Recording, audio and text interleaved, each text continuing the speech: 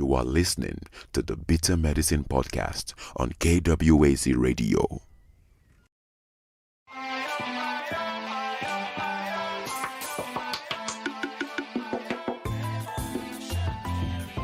Welcome to the Bitter Medicine Podcast, where it's all about Black empowerment. Our show focuses on Black news and entertainment, arts, science, economics, history, people, and strategies that uplift, empower, and motivate Africans within the diaspora. And now, your host, whose favorite color is black, Goku.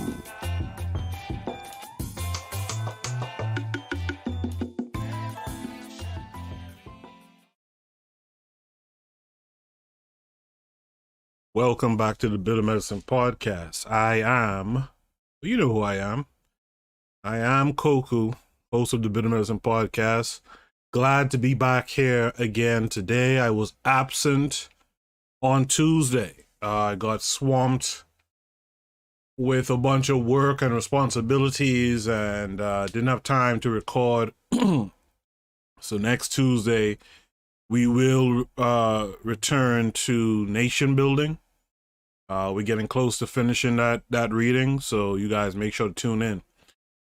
Before we get into tonight's reading, which is a Malcolm X, his Grandeur and Significance, a paper by Dr. Henrik Clarke and Sylvester Leaks, I want to remind you guys that this show is part of a podcast network called KWAZ Radio. You guys are invited to check out all the other shows on the network. This is D Webb with the Harsh Reality Podcast, asking you to tune in where we tackle the news of the day that affects our community, only on KWAZ Radio. Peace, family. This is Oni, inviting you to listen to the Pro-Black Perspective, where Black problems are addressed with Black solutions. Greetings, fam. Tune in to The Learning Curve with me, the Revolutionary Matron on KWAZ Radio. Also, remember that KWAZ Radio is looking to expand. We want to get more show topics, get more Black equals African people from across the diaspora, be it on the continent, in the Caribbean, the UK, Central and South America. We'd like to get more Black folks talking about what's going on in your neck of the woods, and or talking about some aspect of Africanness or Afrocentricity. And if you guys are interested, or you know someone who might be, make sure that they hear this call to action. Have you ever considered joining KWAZ Radio? Each of our hosts shares their unique perspective with you. You might have a perspective that needs to be shared. If that's true, hit us up at kwaz.radio@gmail.com.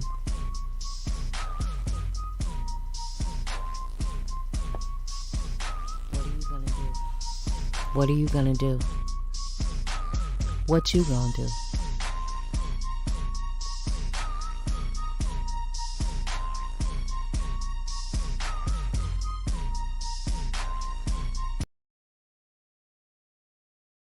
Yes, indeed. What are you going to do? Now that you know, what are you going to do? I want to thank the Revolutionary Matron for that ad, that call to action for the network. I'm going to try to make this a quick, as quick as can be show, because I do believe, if I'm not mistaken, I believe the Harsh Reality Podcast is doing a live stream at 9:30 tonight. Where he's going to be interviewing someone live, I believe. So I want to make sure to give him space to do that. So I'm going to try to make this reading kind of quick. The reason for why I'm reading this paper is because you guys might have seen the news recently. I posted it on the community tab here on YouTube, on my YouTube channel. 2 men convicted of killing Malcolm X will be exonerated. after decades. The 1966 convictions of the two men are expected to be thrown out after a lengthy investigation, validating long-held doubts about who killed the civil rights leader. And they're talking about Muhammad Aziz and Khalil Islam. If you guys watch the Netflix documentary or miniseries on who killed Malcolm X, you'll be familiar with these men. One of them spent about 20 years in prison, if not both of them spent about 20 years in prison. One died back in 2009. The other guy is still alive. He's 80-something years old. And it's interesting, all these years later, they decide to exonerate these killers. And that got me to thinking about Malcolm. And so you guys will go to the community tab and click the link and you'll be taken to the article by New York Times. But it got me thinking about Malcolm, and it made me think, hey, maybe it's a good time to talk about Malcolm again. So here we are, Malcolm X, His Grandeur and Significance by Dr. John Henrik Clarke and Sylvester Leaks. To place Malcolm X, his grandeur, his shattering impact upon the black masses and their relentless struggle for freedom, and his diabolical assassination in proper perspective, one must first understand the nature of the cruel society that birthed and ultimately destroyed him. Even within the black Muslim movement, although he was circumscribed in an ideological straitjacket which cramped his style and intellectual growth, Malcolm X evinced a profound comprehension of the fact that America is a racist society whose embryo was nurtured in the bloody womb of slavery. Unless one fathoms the traumatic and psychological effects of slavery upon the psyche of white and black America, one will never understand the importance of Malcolm X to the black masses, nor the chilling fear he instilled in white folks. For slavery is the keel upon which the foundation of American society rests. Slavery is the foul, unholy water in which American ideology was baptized, the boiling cauldron which brewed her morality and distilled her ethics. The heart of America beats daily with the bruised and battered blood of enslaved blacks. Slavery is the black gold mine in which produced the wealth and power of America. Slavery was the breeding ground for the most contagious and contaminating monster of all times, racism. It was this racism and oppression of white America that convinced Brother Malcolm of the necessity and efficacy of black nationalism as a vehicle for black liberation, as opposed to quote-unquote integration. While he was in the black Muslim movement, although his black nationalism, while in the Muslim organization, was narrow and sectarian, this did not prevent him from playing a tremendously important role in the evolution of the black freedom struggle. So one of the things you should take from that is that Malcolm wasn't thrust into the work that he did in the short time that he did the work. He wasn't thrust into that work due to his religion. He was thrust into that work in spite of it. So anytime you get these folks telling you, well, look at Malcolm or look at MLK, he was a Christian and he did the work, they did that in spite of their religion. As these brothers, these authors are saying right here, and I like the terminology, these guys were in a straitjacket. These guys were in a straitjacket vis-a-vis these religions that they're in. Hold on a second.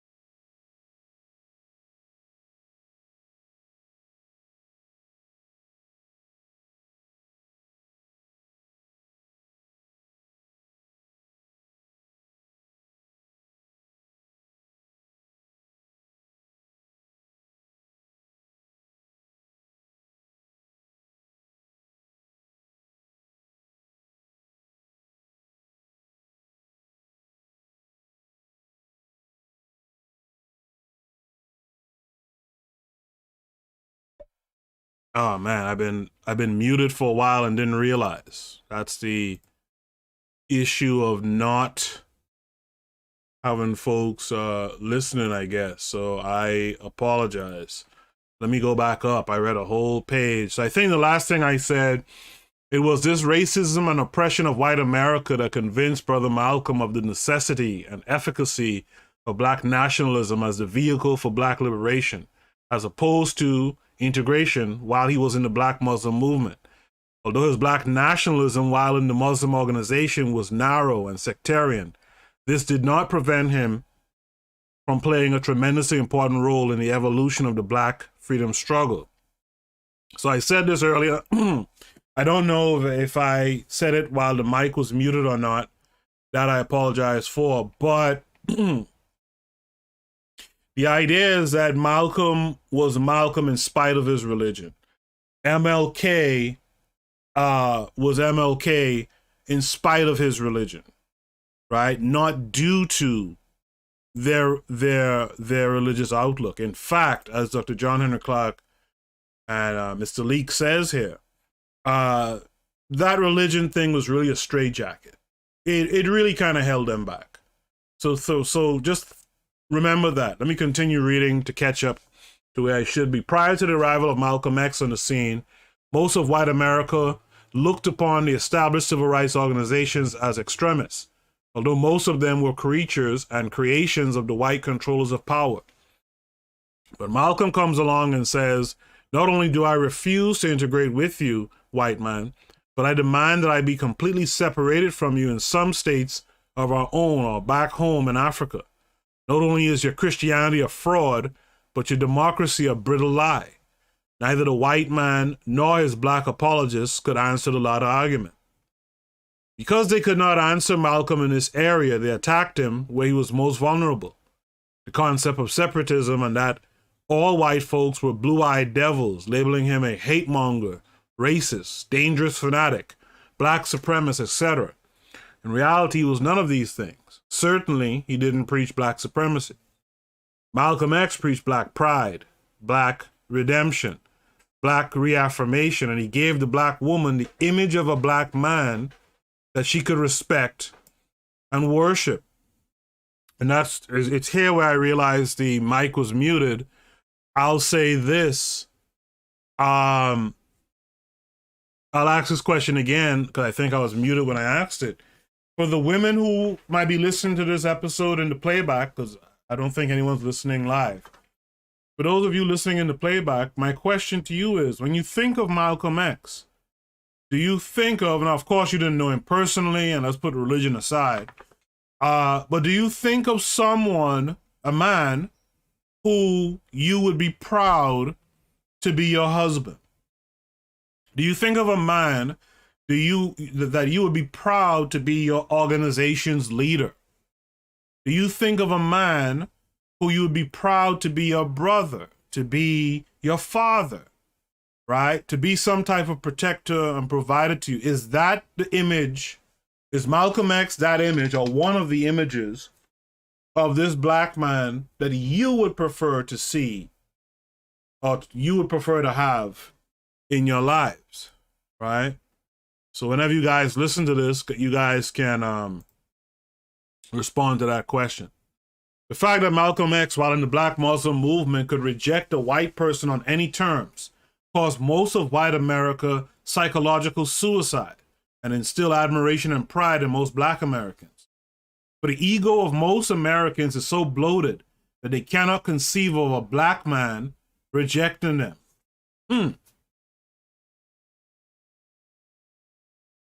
You see what I'm saying? And by the way, you see that line right there? Where the ego of most Americans is so bloated that they cannot conceive of a black man rejecting them. A lot of these white women out here, these so-called Karens today, this is their issue. If you could remember Odell, what's Odell's last name? I forget Odell's last name now. Beckham? Odell, who used to play for the Giants. He was at a Met Gala or something a couple years ago. And he was sitting at a table, apparently, with this white woman from that show Girls that was out a couple years back. And she had something negative to say about Odell. That he sat at her, Odell Beckham Jr., that he sat at her table the whole night and never looked her in her face, never said anything to her. And I'm like, you raggedy white bitch, like, sit down somewhere else. You know, but it's this thing in them, they can't believe. And this woman is nothing to want to associate with, at least not physically, right? But yet she couldn't understand, how is it this black man is rejecting me, right? I see in the chat, the learning curve, that's the revolutionary matron. She is here tonight. Thank you for being here. She says, when you do this work, all religions want you to be quiet. Absolutely. She goes on to say, all they do is lie. They don't want to be here without us to do the work, right? She goes on to say right here, Malcolm was a strong man. Yes, indeed. I will be proud of Malcolm as the image of a man. That's good to hear. And the shame of it is, and maybe this is something, maybe this is where that man on the street thing comes up. Like, no disrespect to these guys, but we just lost another rapper to gun violence. Most women today will look at him or one of these other guys who died, Nipsey Hussle or whatever, and say that's the image of a protector and provider and secondary healer and all that kind of stuff. I really do think we need to really get on this re-education thing and expose some of these young women to men like Malcolm and show them that that's really where you want to be. They had these same kind of guys like Young Dolph, R.I.P. to the brother, but they had these same kind of guys out back in Malcolm's day too, in juke joints and all that kind of stuff. But really, Malcolm was the one, as Dr. Clarke says here, who gave black women the image of a black man that could be respected and worshipped. You understand what I'm saying? We have to really get that image back in front of our women, you know, and in front of our young boys as something to aspire to. Again, sans religion and all that straitjacket bullshit, right? To continue, it can be stated categorically that Malcolm X, while in the Black Muslim movement and out of it, created the present stage of the civil rights struggle, to the effect that he was a catalytic agent, off stage, sarcastically criticizing the civil rights leaders, popping a whip which activated them into more radical action and programs. He was the alternative which the power holders of America had to deal with if they didn't deal with the established civil rights leaders. His trip to Mecca and Africa had a revolutionary effect upon his thinking. His perennial call had always been for black unity and self-defense in opposition to the integrationist program of nonviolence, passive resistance, and Negro white unity. When he returned home from his trip, he was no longer opposed to progressive whites uniting with revolutionary blacks as his enemies would suggest. But to Malcolm, and correctly so, the role of the white progressive was not in black organizations, but in white organizations, in white communities, convincing and converting the unconverted to the black cause. Further, and perhaps more important, Malcolm had observed the perfidy of the white liberal and the American left. Wow, perfidy. I know that word. That's damn it. I know the word. It's basically like the I don't want to say the evil, but it's the deceitfulness, right? And the American left, whenever Afro-Americans sought to be instruments of their own liberation, He was convinced that there could be no black-white unity until there was black unity.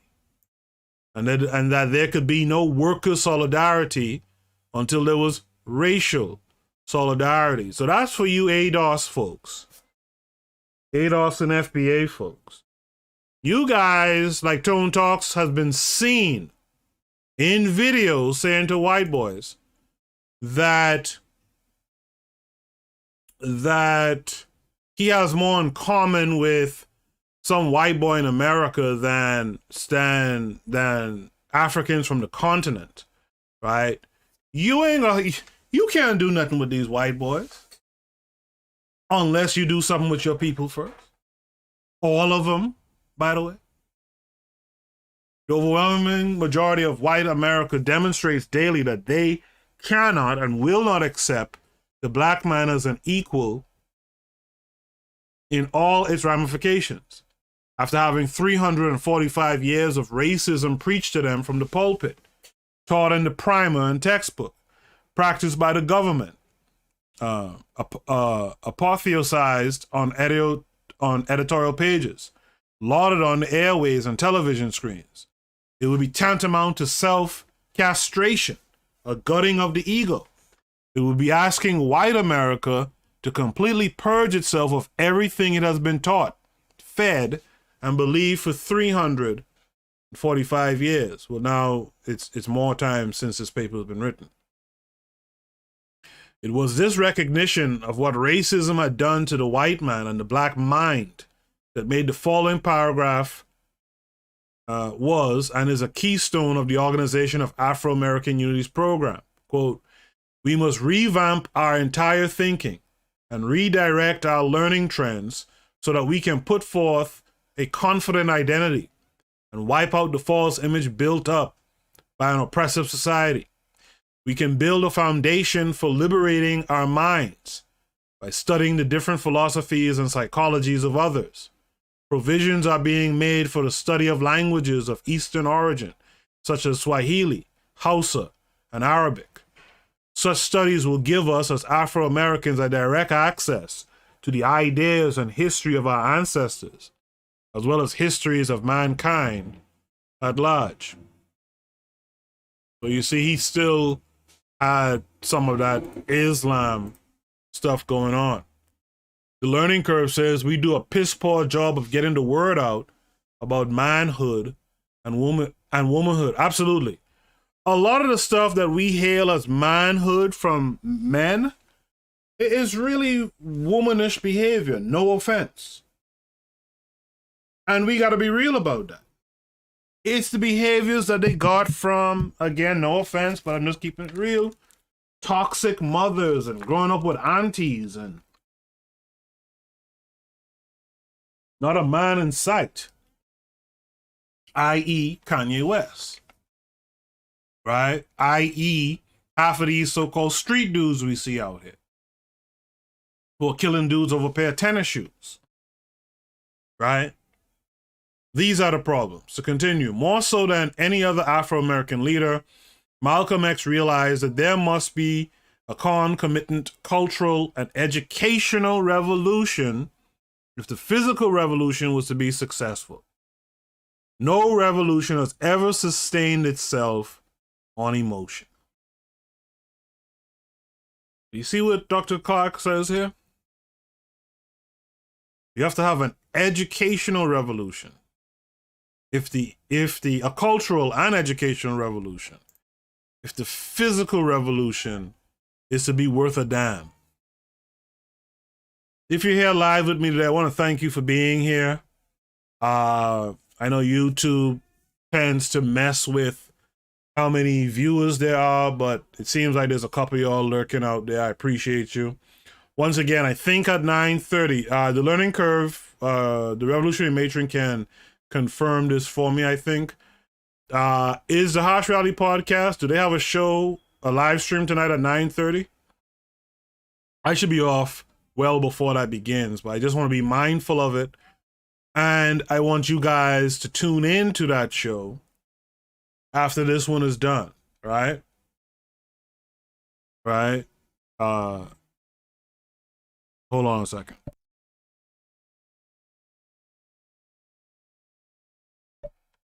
Yeah, this time I remember to unmute the mic. So yeah, as soon as the matron says something, I'll let you guys know. At this point here, you know what? I'm gonna continue the paper. Unfortunately, with these John Henrik Clarke papers, there's very few sections often. He just kind of goes through it. And so I'm gonna have to stop in the middle of the paper here. I want to do a station ID break, and we'll be back on the other side. You are listening to the Bitter Medicine Podcast on KWAZ Radio. This is D Webb with the Harsh Reality Podcast, asking you to tune in where we tackle the news of the day that affects our community, only on KWAZ Radio. Peace, family. This is Oni, inviting you to listen to the pro-black perspective, where black problems are addressed with black solutions. Greetings, fam. Tune in to The Learning Curve with me, the revolutionary matron on KWAZ Radio. You are listening to the Bitter Medicine Podcast on KWAZ Radio. Make sure you guys tune into all of those shows on KWAZ Radio. Trust me, it's worth it to tune into the Learning Curve podcast. It's worth it to tune into the Pro-Black Perspective. It's worth it to tune into the Harsh Reality podcast. As a matter of fact, it's also worth it to support these shows on KWAZ Radio. And you can support these shows by purchasing a t-shirt, a mug, a hoodie, what have you, from the merch store.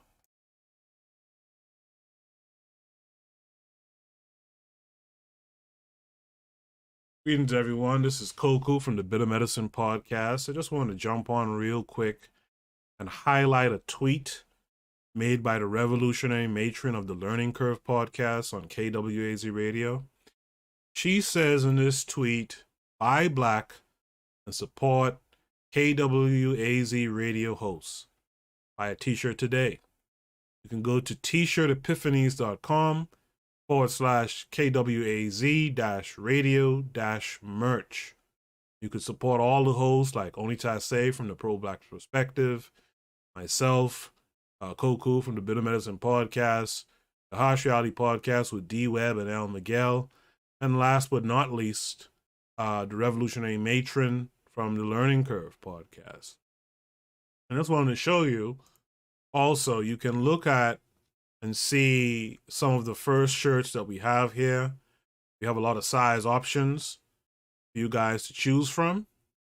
So make sure go ahead and support each of these shows by purchasing a t-shirt today. The reality is that when you buy merchandise, support of one of your favorite shows on the network, you help to make that show even better, right?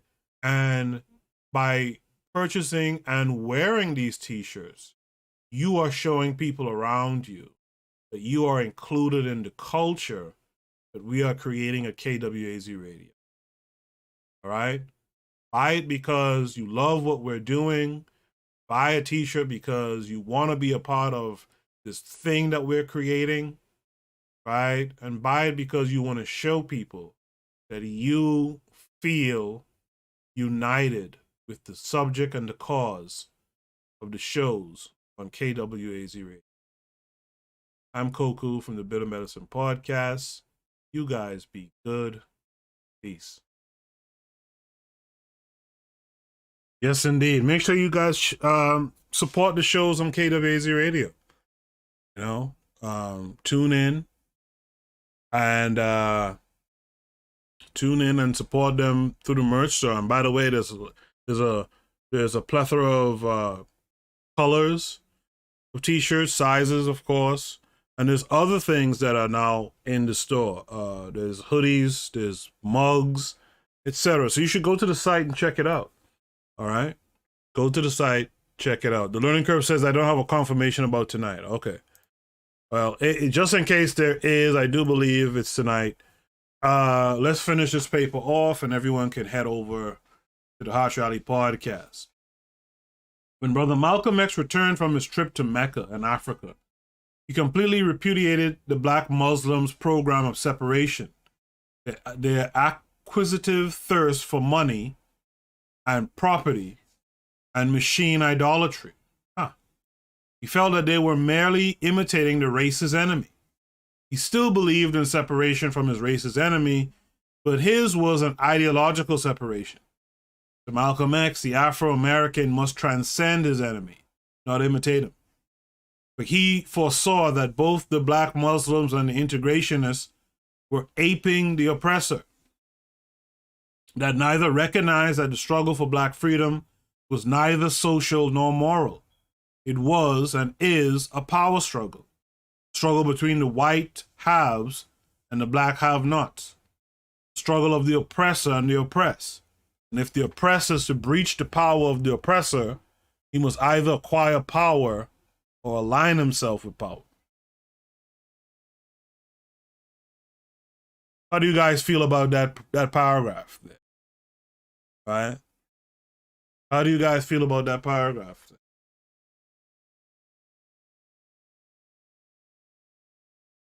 Program of he pushed back against the program of separation. Not that he wanted to be an integrationist. He also didn't like the thirst for money, property, and machine idolatry. Right? Do you think that was the right mindset? Do you think that was the absolute right mindset? Arthur is here, saying Wagwan. Peace to Arthur for coming through. Right. So I'll be curious as to hear how you guys feel about that last paragraph. To continue, therefore, it is not accidental that Malcolm's political arm, the Organization of Afro-American Unity, is patterned to the letter after the Organization of African Unity. Nor should it be surprising that he officially linked up the problems of Afro-Americans with the problems of his black brothers and sisters on the mother continent. Malcolm X's vision was broad enough to see that the Afro-Americans were not a minority, as the enemy and his lackeys would have us believe. Afro-Americans are not an isolated 25 million. There are 200 million black people in the Western Hemisphere, Cuba, Brazil, Latin America, the West Indies, America, etc. And Malcolm knew that when we unite these 200 million with the 300 million on the African continent, the black man becomes a mighty force. Some time ago, actually, let me finish this last sentence. The second largest people on earth, by the way. And so Malcolm's perennial theme, the sine qua non of his program, was unity, unity, unity. I'm sorry I didn't finish that paragraph off before starting to talk. But a little while back, good evening to Janelle, who's also live with us tonight. The Learning Curve says we have to get to the point where we embrace our power and supremacy. We are made to rule because we are more humane. Yep, I get that. Speaking of the Learning Curve, a while back, I was on the Learning Curve. You guys should still be familiar with the 12-hour live stream that occurred, where I think the guy was from Kenya, East Africa, and he said something along the lines that colonization was good for Africa. Give them technology. During that conversation, there was a bit of a troll person who I later came to understand was a part of the same group of people. I think they were from Kenya. But he was pretending to be an ADOS or FBA, right? And he said something, this troll dude said something interesting. He said that when he talks about ADOS or FBA, he's talking about all African Americans, all black folks in the Caribbean, all black folks in the Western Hemisphere. And that always, even though he was trolling, that always stood out to me. Because I never understand why we limit ourselves to this border of America, considering the whole Caribbean is in the so-called Americas, Central and South Americas in the Americas. And when you go back and you listen to older shows that I did talking about the Monroe Plan, the Monroe Doctrine, right? You'll understand that America doesn't just stand on its own here in North America. America understands that the Caribbean is super important to how America gets to feed its people. America understands that you have to keep these countries in the Caribbean, South and Central America destabilized, have their dollars all kind of effed up. Because if those countries could get power and stand on their 2 feet, America has to deal differently with those countries.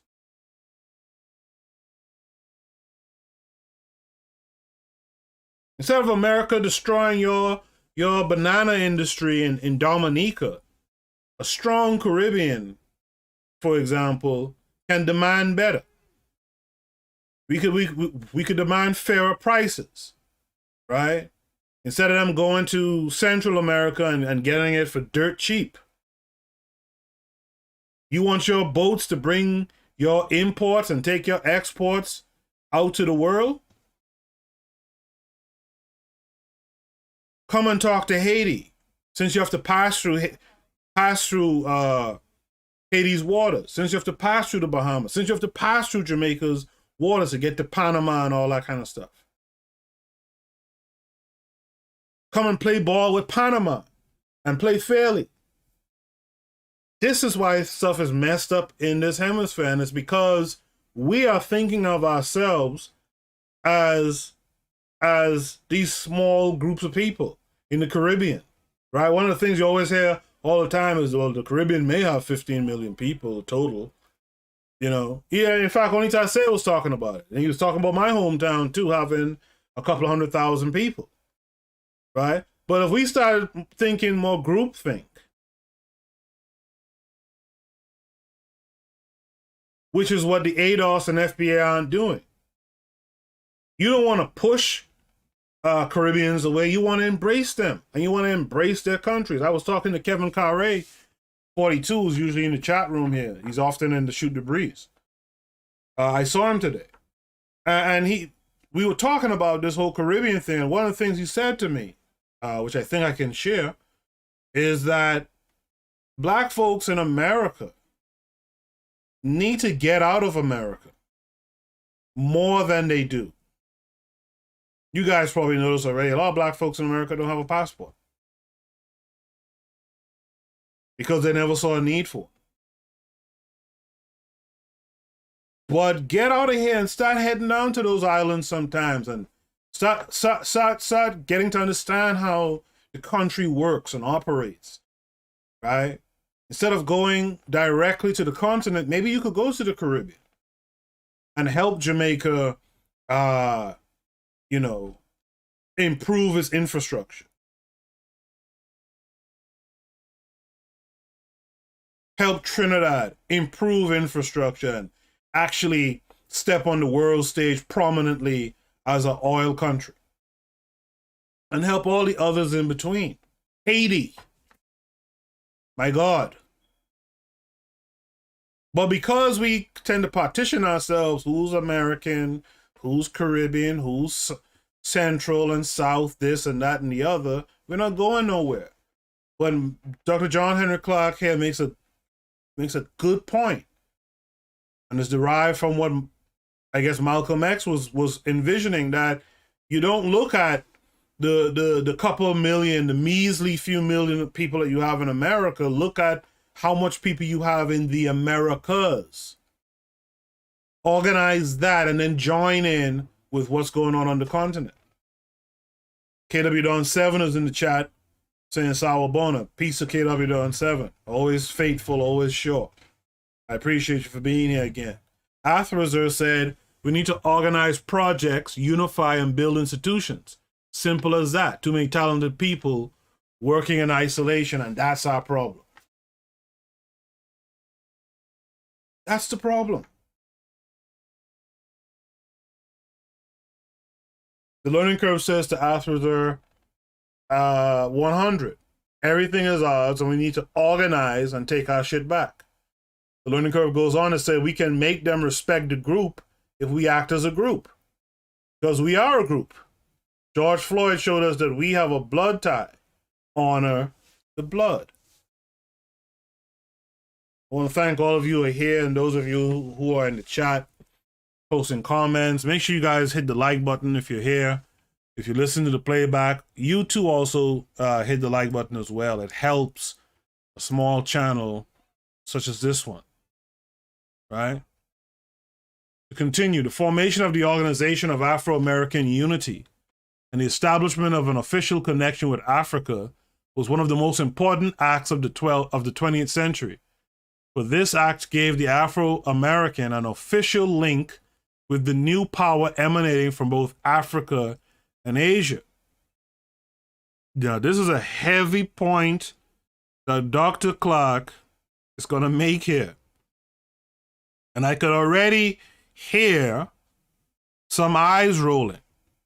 But this is a strong point. He says, thus, Malcolm succeeded where Marcus Garvey and others had failed. Now, that's important. You know why that's important? It's clear that Garvey had UNIA organizations on the continent. So he was successful there. But those countries weren't, quote unquote, black run. They weren't independent.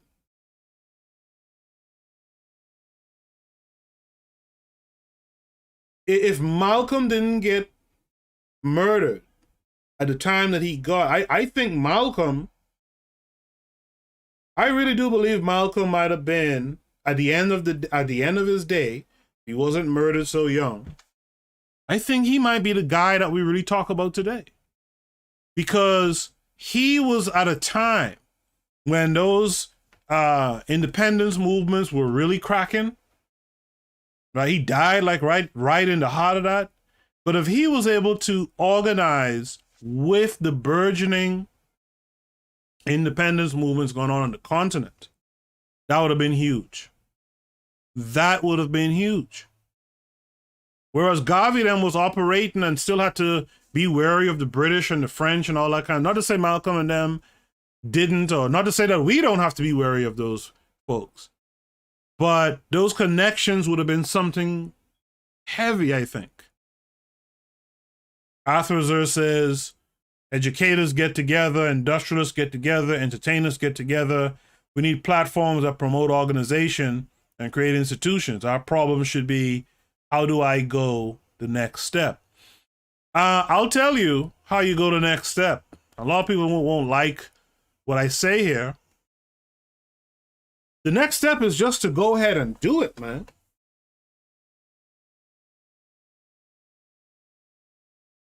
The next step is to go ahead and do it. When I say go ahead and do it, I mean really do it.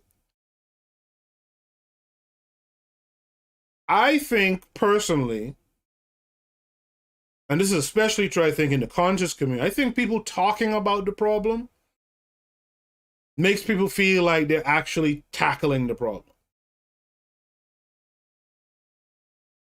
But the reality is, if you're not actually doing something that we can touch, we can see, we can feel, we're not really doing anything.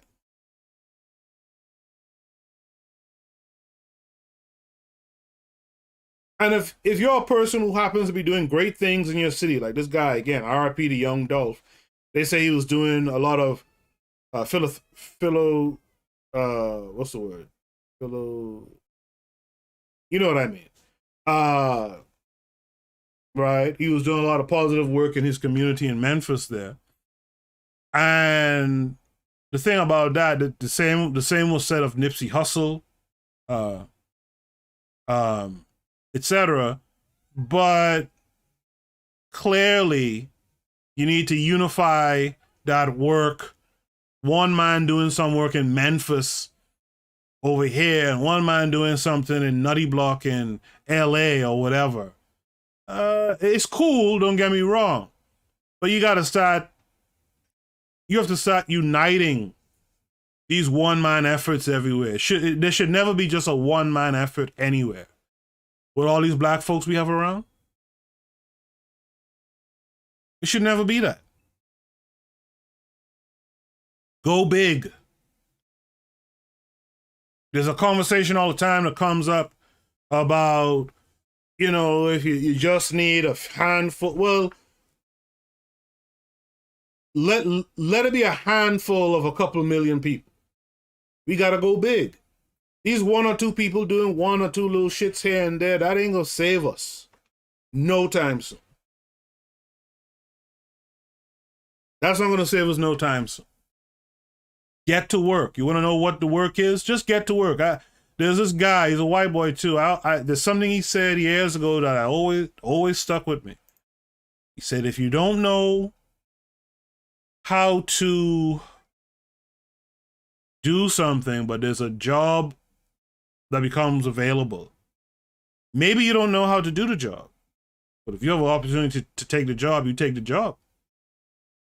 You will figure it out once you get in that position. And the same thing is true with this thing here. Once you understand that it's about culture and education, you have to have a revolution in that way before you could really unite and get really political, etc. You then will figure it out. Just get involved. You'll figure out where we need to go next. Arthur says, what's the basis of their unity? The thing is, it can't be blackness. That doesn't mean anything. It has to be a black Pan-African nation thing. Let me tell you something. Blackness, as this paper alluded to earlier, is super important. It's super important. One of the problems that we're going to run into is because we have so many misogynists around the place, and we have a mulatto problem. That's just the reality. We're gonna have this mulatto problem.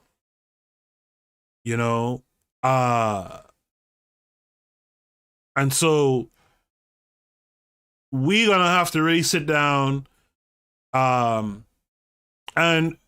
again, you can show where your blackness is the cause of your oppression.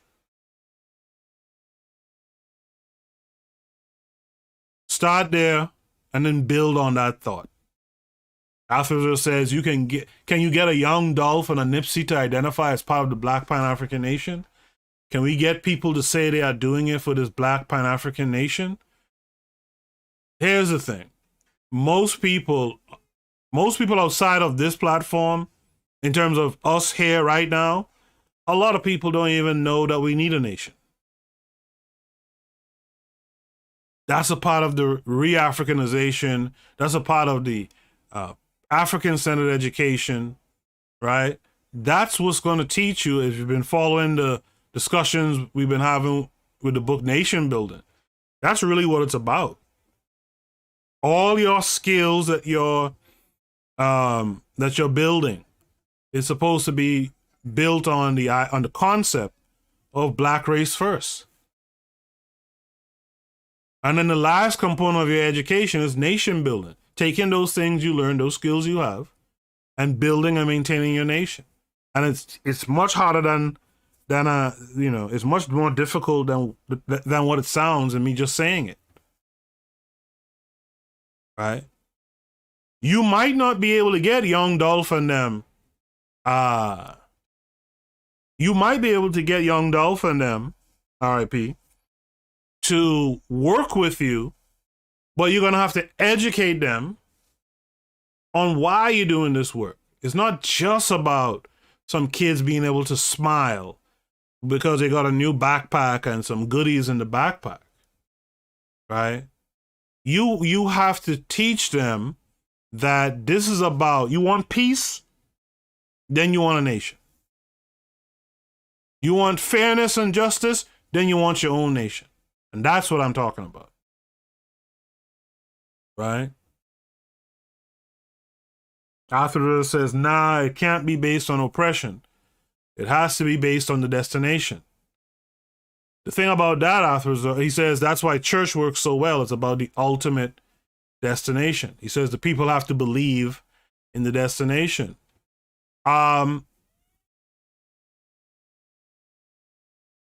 That's kind of the point, though.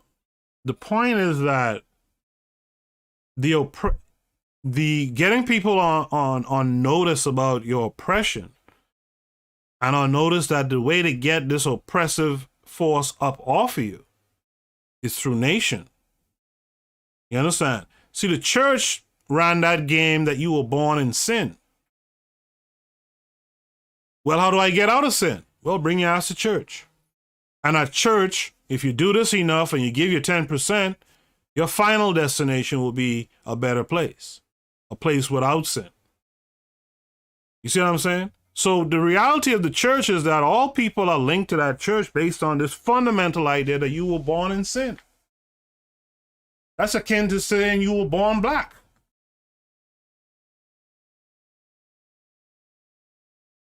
The reason why people believe in the destination in church is because they believe they were born in sin.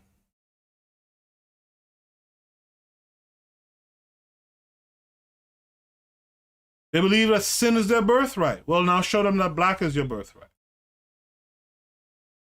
That greatness is your birthright. That oppression is not your final destination. But if you get together and you organize towards nation, you'll get to that final destination where you and the people who look like you can make your life fair. Could bring some peace and some justice. That's what folks don't understand about the church. The church laid that out. Oh, you're born a sinner. You're born going to hell. Now come to us every Sunday and give up your loot, and we'll work on your final destination. The problem that we have today, the reason why more black people aren't black first, and this conversation came up when the Wilder fight went down. If you're Deontay Wilder and you're fighting this white boy, you mean to tell me you won't learn how to be a better boxer? So that we and our children and all kind don't have to see you getting bust up and knocked down in a ring? All because you didn't take it serious enough to go and learn how to actually box instead of waiting for a one-punch type deal? So that race first and that blackness stuff, don't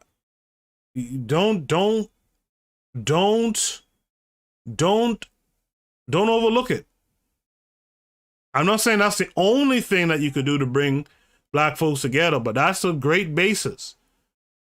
And by the way, one of the reasons why you want to enforce that as the thing to bring people together, because if you don't, what ends up happening, I've seen it a number of times, I've talked about it a lot, you end up in these organizations where you see this white boy sitting down, hugged up with a black woman. Or some Indian fella hugged up, and some of you who are out there who are from said organization that have been around in recent years, you know what I'm talking about, and you know what I'm saying is true. Arthur says people have to believe in the destination of being a fully restored African. We have to show the beauty in this actualization. Here we can never be all we were designed to be. That's absolutely true. We can't be all that we supposed to be. Not here. Not unorganized. It'll never work. But one of the first things we got to stop thinking is that we're our own group. And that goes for all of us. That goes for us from the Caribbean who come and start talking a bunch of horse shit about being better than black folks here. That comes from Nigerians and Ghanaians and stuff who come over and think they're better than everyone else. We got to cut that shit out. We have to have a race first mentality first. We got to change how we educate ourselves, right? That's the first step towards this revolution. Right? The learning curve says the pathway to consciousness and our liberation should not lead to intersectionality. And that's what I'm saying. That's why Black First has to be the first thing that you organize around. I'm not saying the only thing, but it has to be the first thing you organize around. Mm-hmm. Like Malcolm and them, and like Dr. Clarke is saying in this reading,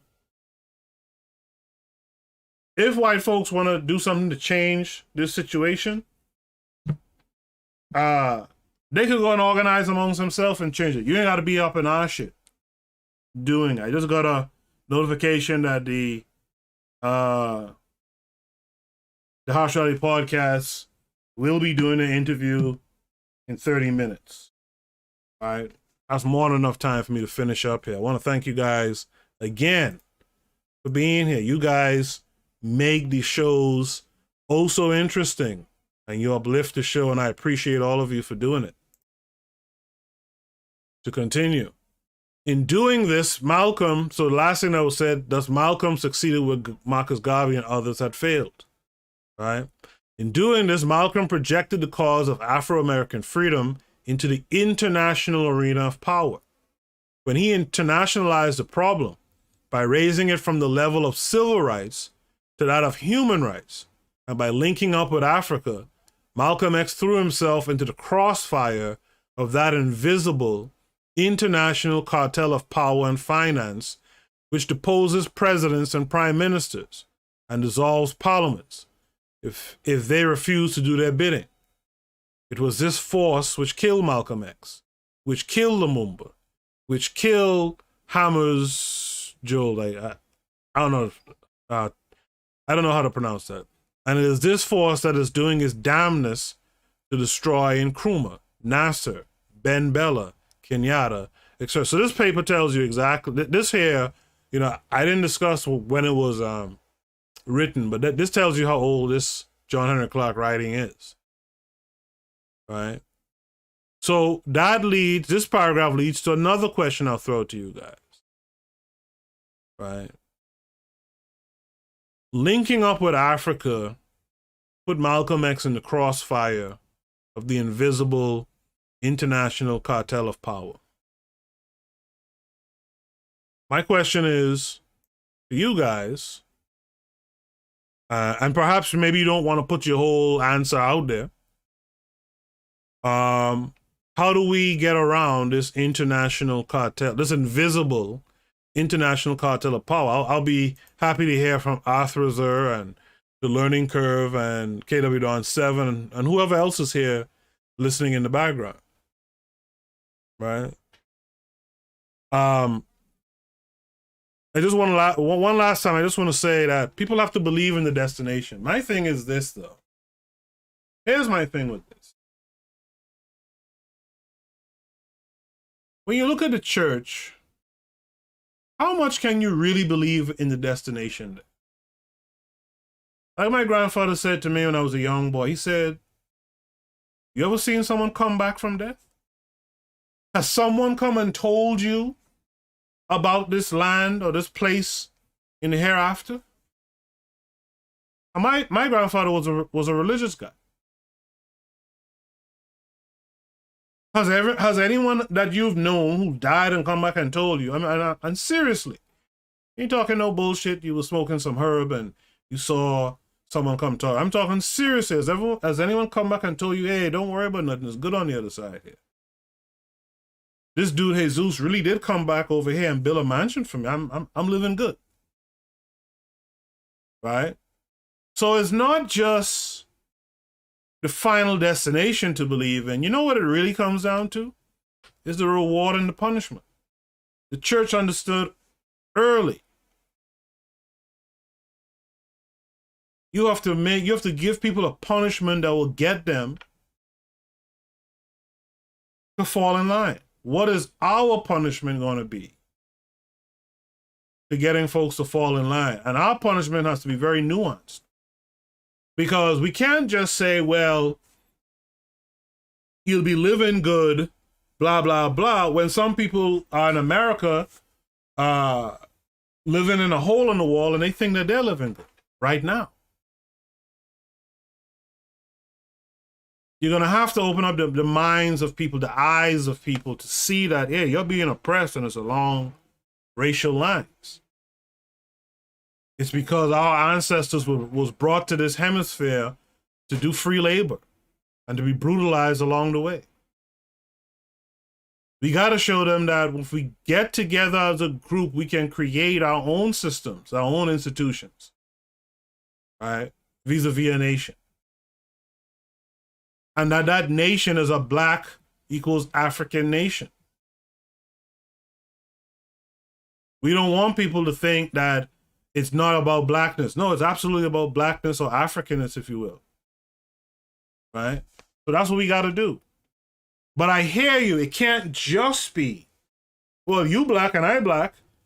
Let's go work together. Nah, there's a full picture that has to be painted. I feel like I've talked about that a little too long. Let me move on. In doing this, Malcolm X projected the cause of Afro-American freedom into the international arena of power. I read this, but I want to read it again. When he internationalized the problem by raising it from the level of civil rights to that of human rights, and by linking up with Africa, Malcolm X threw himself into the crossfire of that invisible international cartel of power and finance, which deposes presidents and prime ministers and dissolves parliaments if they refuse to do their bidding. It was this force which killed Malcolm X, which killed Lumumba, which killed Hammarskjöld, and it is this force that is doing its damnness to destroy Nkrumah, Nasser, Ben Bella, Kenyatta, etc. This is another and more potent reason why the American oppressors feared Malcolm X and desired him dead. And that is the publicized fact that he was going to bring the oppression of Afro-Americans before the United Nations, charging the United States government with genocide. Many of the oppressors were fearful when confronted with the prospect of a world body discussing the problem of Afro-Americans. Now, I'll tell y'all, I'll be real with y'all here. Malcolm going to the United Nations, to me, personally, never much made sense. Where's the United Nations located? The United Nations is like the HR specialist at some of y'all's jobs. Y'all want to complain about this white boy at the job, but when you go to the HR specialist is talking low key, sometimes high key, in defense of this white boy at work, right? That's the problem with me and Malcolm with going to there. But I guess, as they say, no publicity is bad publicity. I guess in a sense he would get people paying attention to said discussions. So maybe there was something in it. To continue. In the petition, which will be presented to the United Nations in due time, the delegates to the UN will have the following brought to their attention. Brought to their attention?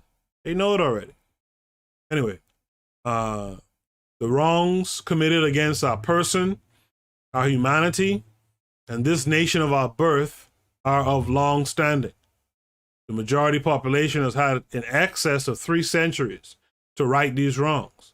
We conclude that America's conscience is not able to concede or affirm the rights of life, liberty, and pursuit of happiness to human beings whose skin is not white, seeing them only as instruments of profit, be they Black Americans, Black Africans, or colored Asians and Indians. See, that shit I could do without, that last part.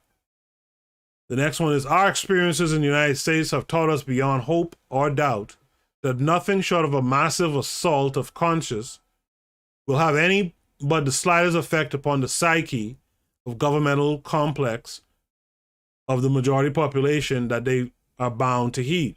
So conditioned have they become to luxuriating in their ill-begotten gains at the expense of 22 million caste-locked citizens of color. The Clarke understood, right? We see no recourse but to put our case to you.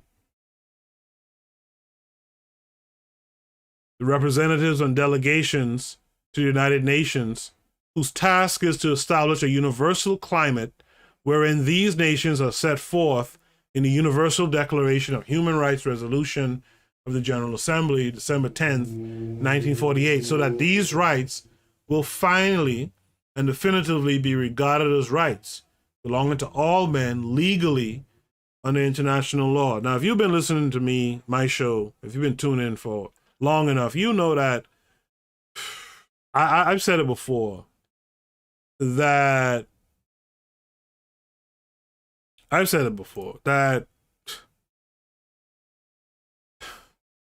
if you think you're going to use laws to get these people to succumb, to get these people to change their heart,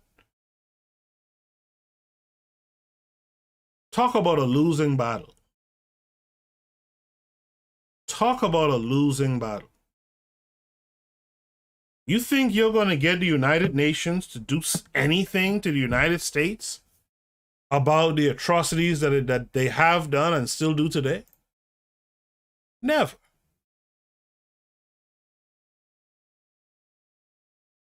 Never. KW7 in the chat says the United Nations sits on land owned by the Rockefellers. I mean, how much more do you need to know? All right, let me go back up. Earlier, the Learning Curve said W.E.B. Du Bois did the same thing. There's a book called We Charge Genocide. It was brought before the UN in the late 1950s. Arthur Azur says, how do we avoid the international henchmen? Not waste our time attacking them and asking for justice. We need to build in silence and avoid publicity. You're right about the futility of the UN. Absolutely. Thank you for that comment, too. KW7 says, oh, sorry, I read that already. Arthur Azur goes on to say, too many of us get off on talking about them. We need to only be talking about us and what we are going to do together next. The last thing we need to do is talk about them. Absolutely. You know, Kyle Rittenhouse right now is facing a jury decision. Kyle Rittenhouse is this white boy in Genosha, Wisconsin, I think it is. He's from Milwaukee, I believe. His mom dropped him off with I want to say an AR-15. Forgive me if I'm wrong about the caliber of gun or the type of gun. But he went and he shot apparently 2 white folks. I think one or both of them were like, had a pedophile. That's their business. Do you want to point out to, I guess, maybe awaken some people to understand how the system works? Right? Sure. But to sit up here lamenting and ripping out your hair and gnashing of teeth and all this old stupid shit over Kyle Rittenhouse doesn't even make sense.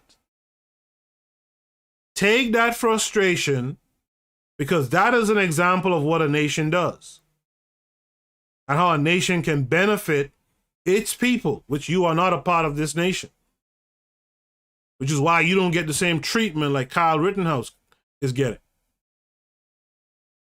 Take that anger, go get involved with people who are out here exchanging ideas, people who are researching, African-centered, Pan-Africanist curriculum, who are researching economics to figure out a way we can carve out an economic system that benefits our people. Go and work with those folks. The Learning Curve says we can maintain anything we can defend. Africans cannot defend land surrounded by Eurasians. We are a population of the nation. We have to be the majority in the nation to make a difference. Absolutely. And to cling to a nation that you don't belong to is one of the In fact, that's a suicidal thought. Imagine me clinging to the Ukraine.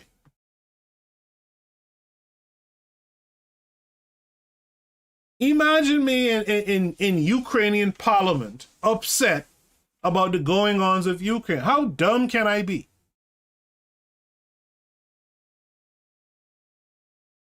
Let's continue, because I want all of you guys to go over to the Harsh Reality podcast at the end of this broadcast. So let's finish this off. Malcolm X, of course, not only had white enemies, but he had black enemies too, many of whom were the so-called leaders of the Afro-American people. Their enmity was born out of fear, jealousy, and envy. For none had Malcolm's brilliance, honesty, dedication, integrity, and most of all, charisma. All one had to say was Malcolm is having a street rally, and there'll be thousands. Whereas his enemies couldn't draw hundreds. With big name, stage, radio, political personalities serving as auxiliaries. They did everything to destroy him.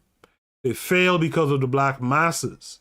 He, Malcolm X, symbolized their manhood.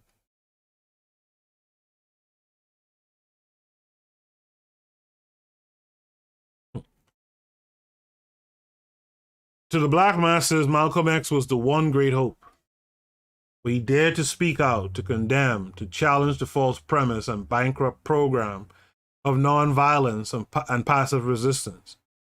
I think we're seeing it today, but we're really going to see where that nonviolence and passive resistance thing, that's going to bite us in the ass even worse than it has already. Malcolm was a man of tremendous integrity and morality. He was incorruptible. And if you think, and I'm going to have to stop here in the midst of this paragraph, but if you think it's a stretch to say he was incorruptible, why don't you guys go right here on YouTube and look up the FBI conversation with Malcolm X. Listen to that conversation, and you will know this guy was incorruptible. As a matter of fact, you guys probably know this from reading the autobiography, or more so from watching the Malcolm X movie from back in '92. They had him wiretapped and him sexing white broads and all kind of stuff. They themselves in the film, you see them saying like, this guy's a Boy Scout compared to MLK. Malcolm knew folks was out to get him, was out to kill him. And he could have signed to the FBI and got protected for it too, at least if you believe what they're saying, right, during that interview. He could have called names. He could have gotten guys picked up off the street, at least. Didn't do it. It was this more than anything else that led to his break with the black Muslims. For, while in the Muslim organization, he believed and practiced what he taught to the final degree. When Wallace Muhammad, the son of Elijah Muhammad, told him of the several babies Elijah Muhammad had fathered out of wedlock with several of his secretaries, Malcolm couldn't believe it and refused to accept it. And that right there is a part of Malcolm's downfall. He went straight to Elijah Muhammad to confirm it. Elijah Muhammad told him it was true, that Allah told him to do it. What did I tell you about these religious Negroes? Including you Muslim Negroes? Y'all will watch me slaughtered or sold into slavery and say, well, it was Allah's will. Malcolm also told by Wallace Muhammad of the corruption some of his brothers and officials of the Muslim movement were engaged in. Shook him to the core. For Malcolm lived very modestly. He owned nothing in his name, not even a life insurance policy. Do better. You listening to this thing, you do better. Everything was given to the Muslims. That's the straitjacket. That's the Looney Tunes shit right there. Right? That's the problem. But in spite of that, Malcolm still, in spite of that, Malcolm still did his thing, right? While in the Muslim movement, he could have stolen enough, cheated enough, sold himself to be wealthy. After he broke with Elijah Muhammad, he could have sold himself enough to have died a millionaire. He died broke. Right after he left the black Muslims, he and two of his most trusted associates met privately with 8 church officials, 1 Negro, at the Interfaith Center on Riverdale Drive. At this meeting, Malcolm was offered $6 million, 3 times, to play the freedom fight according to their rules. Go along with passive resistance, support nonviolence. 3 times Malcolm X politely refused. At one point in the conversation, one official, they were representative of a very large and very wealthy Protestant group, said to Malcolm X, quote, "I don't think you understand what we are saying," end of quote. To which Malcolm just answered, "Yes, sir, I understand," and politely ignored the bribe. When it became clear that Malcolm was definitively splitting with Elijah Muhammad, 3 FBI agents, this is what I was talking about, came to his home and made all kinds of what they thought were tempting offers to Malcolm to stay in the Muslim movement and act as their paid agent. He refused, of course. I mean, y'all talking about Christ in a Bible. Y'all need to be talking about Christ in Harlem, right? Search before entering the temple. Malcolm would have done none of this in his organization. He insisted that people enter on their own honor so that they could feel relaxed among black brothers and sisters. And so it was that 5 men with guns were able to enter his meeting and mow him down. I've never seen the term mow him down in a research paper before, but that's cool. Malcolm walked straight with his head high, but was never condescending. He walked and talked with kings and never lessed the common touch. But he was of the common people. He insisted that all Afro-Americans do and be likewise. He insisted and demanded that black men be men. A key section in the program of the Organization of Afro-American Unity is his statement on self-defense, which Malcolm personally wrote. It states, quote, "We encourage all Afro-Americans to defend themselves against the wanton attacks of racist aggressors, whose sole aim is to deny us the guarantees of the United Nations Charter of Human Rights and of the Constitution of the United States.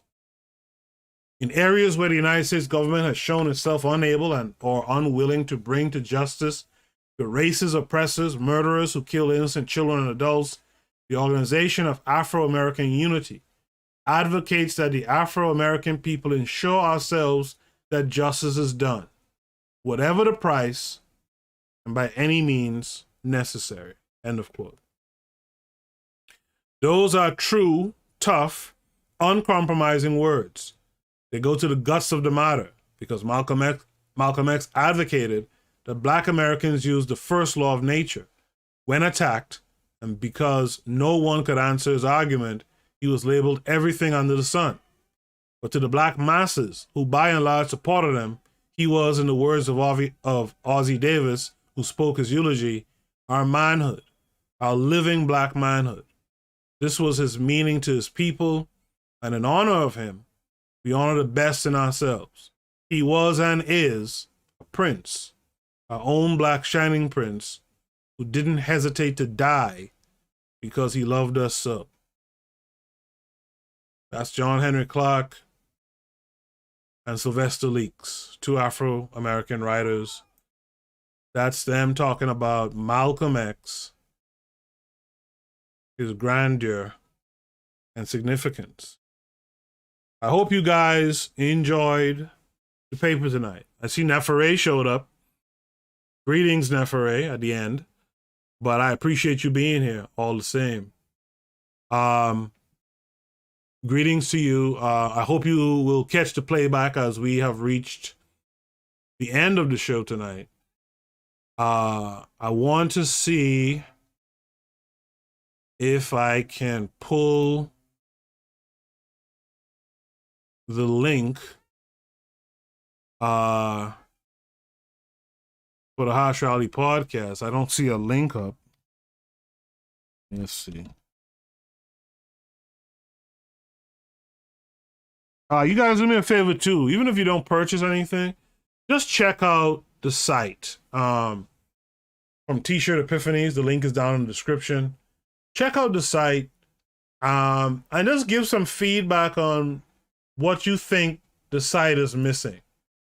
I know some people were talking about, it's getting cold, like in the Northeast here, where I am. It's getting cold or what have you.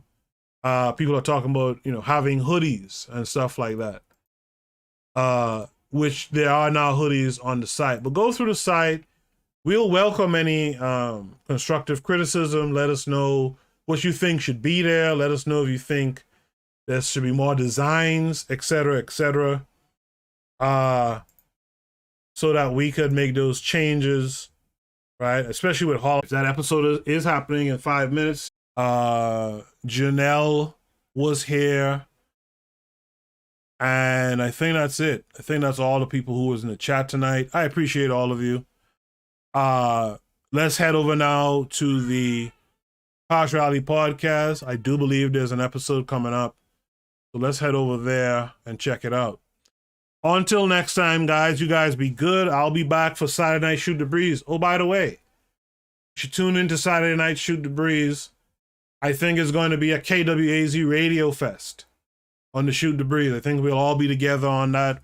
You guys make sure you tune in. Until next time, guys, you guys be good. Peace.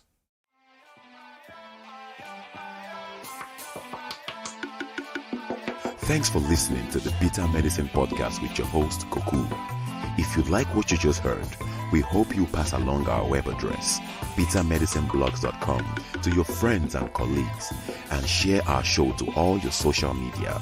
Be sure to check out our archive section on our website for previous podcasts. This has been a KWAZ radio production. Join us next time for another session of the Bitter Medicine Podcast.